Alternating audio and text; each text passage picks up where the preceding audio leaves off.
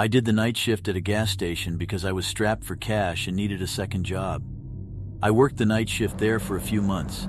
It was around my second or third month that this guy started regularly coming in really late at night, always around 2 a.m. He was about 6 feet tall, he had long stringy hair. He'd always come in, buy a tall boy and leave. But after a while, he one night asked me my name. I told him my name and he just kept saying, "Rob, I like that," as he'd laugh to himself. He cracked open the tall boy he just bought and walked out of the store talking to himself. He was clearly hammered. This was the night I was curious to see if he had been drinking and driving every single time that he'd come to the store. I watched as he left and he walked out of sight, off the gas station property. That would make sense. He never once bought gas. Anytime he came in, he'd always just buy alcohol. I'd seen him just about every night after that. For a while, he'd come in some nights noticeably drunker than others, and sometimes he'd just lean on one of the shelves for a while and not say anything. He'd always greet me with a "Hey Rob" anytime he'd come in. One night he was just leaning on a shelf, drinking the tall boy he just bought, not saying anything, just staring at a wall. I asked him for his name finally. He looked at me, took about 5 seconds and said, "Bob." Now I always felt like Bob is a go-to fake name when you're lying about your name. I wondered if the first thing that came to mind for him was Bob, because it rhymes with my name, but I went with it. I said, "So Bob, where do you work?" He laughed so loud it actually startled me. He said he doesn't work. He said the government completely him out of his job. I got the vibe he was wasted again. He looked at me with an angry-looking face, but interestingly said, "I like you, Rob. You seem like you know what you're doing." I didn't know what that meant, but he walked out of the store right after that. I didn't see him again for a while.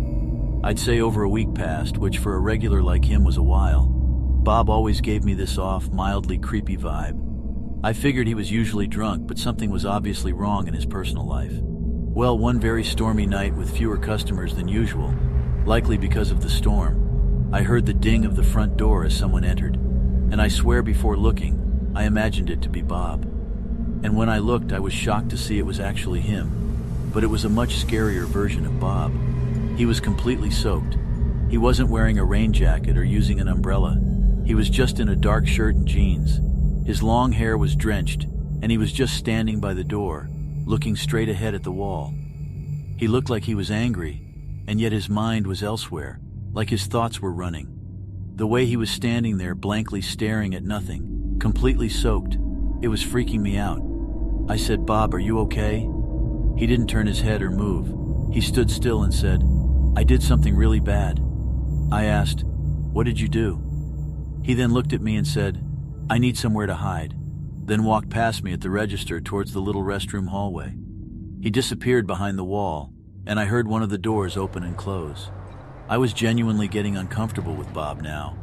I didn't enjoy his presence whenever he was in the store, and tonight something was extra off about him.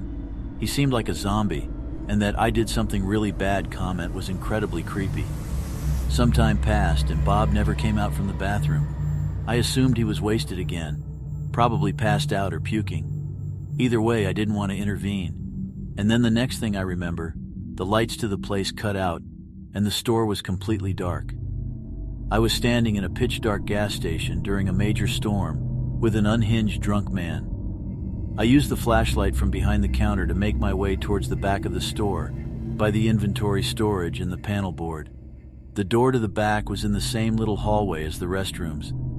As I walked by the 2 restroom doors, both of them were ajar, and Bob wasn't in either of them. I went through the door to the back. I was planning on going straight to the panel board, but I stopped when I heard a slight dripping in the room somewhere, and the squeaking of wet shoes. My heart sank into my stomach. I said, "Bob," in a very weak and scared voice. I heard squeaks right to my left. When I pointed my flashlight in that corner, there was Bob with his eyes opened wide, and he lunged at me and started screaming, "I'm gonna kill you." I pushed him off of me as he was clawing at my back. I ran back through the door to the front of the store. He didn't follow me. I grabbed my rain jacket and ran straight to my car. I sat in my car as I dialed 911 and spoke to an operator. I stayed on the line with her, and it didn't take long for a couple police officers to arrive and go inside with me. Bob was still hiding in the back room, huddled in a corner, apparently like some rabid creature. His pupils were huge. I only noticed it then. He was on something. They took him to the station after I told them that he lunged at me, threatened to kill me, and stated that he did something really bad earlier. I found out over a month later that this Bob guy's real name was Martin. He had brutally beaten his ex-wife to death. It might have happened on that same night that he came into the gas station. Long story short, I never wanted to work another night shift or have any job ever again after this night.